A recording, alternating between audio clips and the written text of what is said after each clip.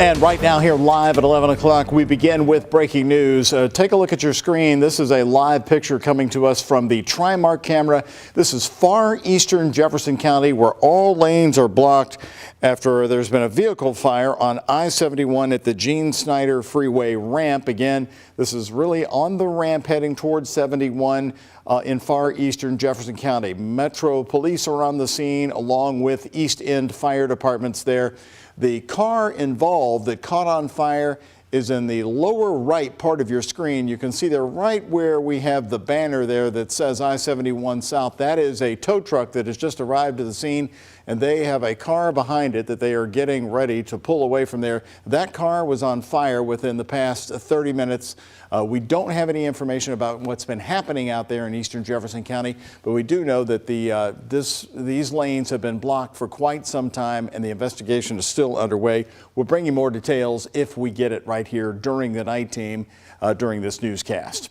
Also, breaking news happening tonight on the night team. A woman was shot and killed in the parking lot of a business on East Oak Street.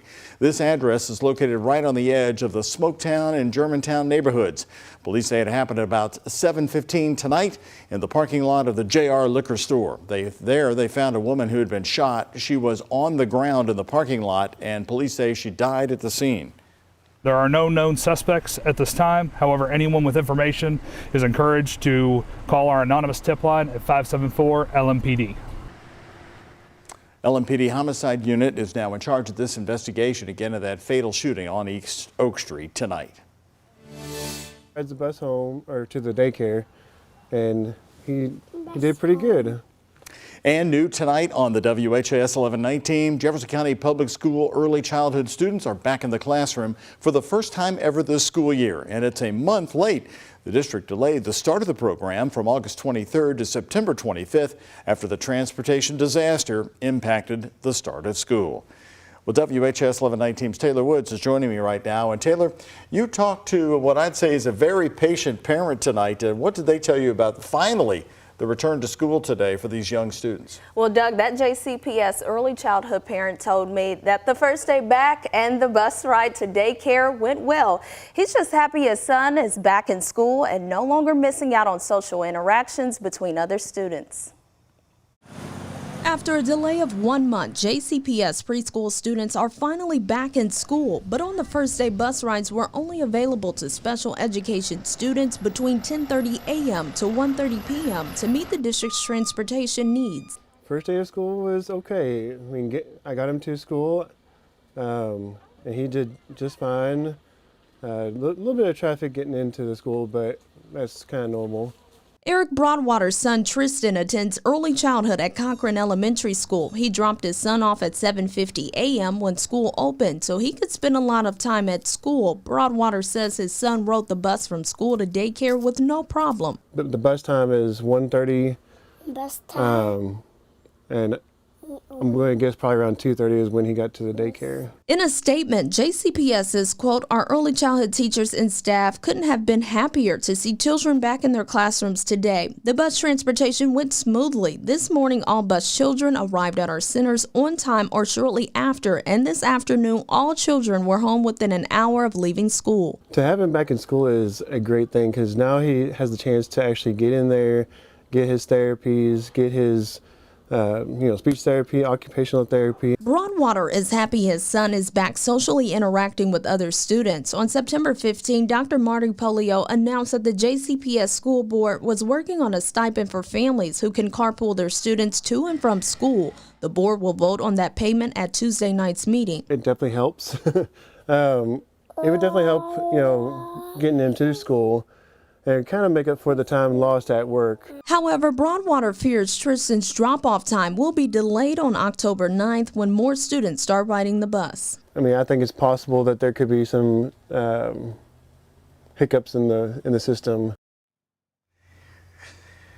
Well, Taylor, the payment plan is so interesting. Some school systems like Philadelphia, we've reported already, are paying parents $300 a month right now to drive their kids to school. What have you learned about the JCPS vote that's coming tomorrow? Well, here's the thing. We do want to make this really clear. This is for preschool early childhood only. Not all JCPS students will get an option to ride the bus. Now, JCPS will vote tomorrow night to pay $5 a day and up to $25 a week to parents who will drive their youngsters to school. Doug?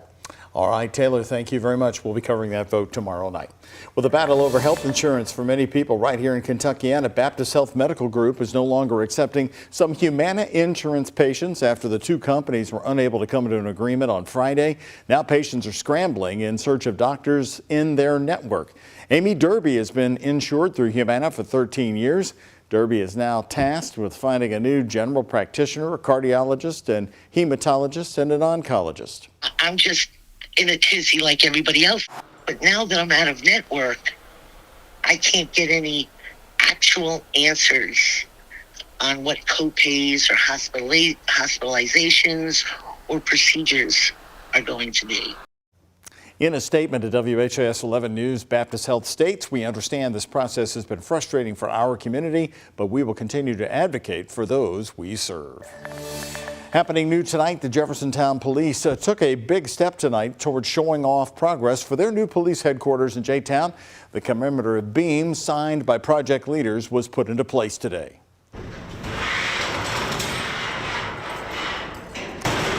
And there it goes, as the new department building has been under construction for almost a year now, but the plan goes years back.